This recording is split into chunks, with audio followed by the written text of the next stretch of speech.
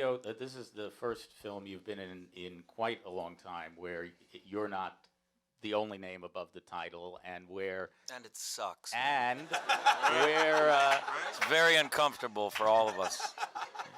where you are one of, although perhaps not the biggest villain of the piece, as Sam was just saying. Can you talk a little bit about what made you want to take on this role? Well, I mean, obviously, Mr. Tarantino here was a major factor, but we all read this script. There was a sort of buzz about this script around for a while, and people were talking about the next Tarantino movie that was about to come out. And the fact that he tackled this subject matter like he did with sort of Inglorious Bastards and recreated his own history, and tackled something as hardcore as slavery, and combined it with the genre of having it be this crazy spaghetti western feel to it with this lead character that sort of obliterates the cankerous, rotting South was completely exciting. And he wrote this incredible character. And as soon as I read it, I was incredibly excited.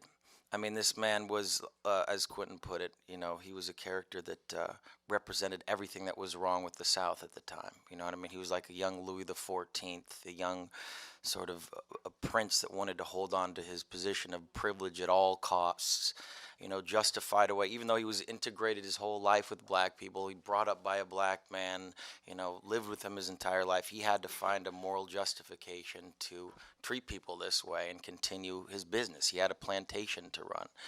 The fact that he's a Francophile, but he doesn't speak French. He's a walking contradiction. You know what I mean? He lives and is brought up by black people, yet he has to regard them as not human. You know what I'm saying?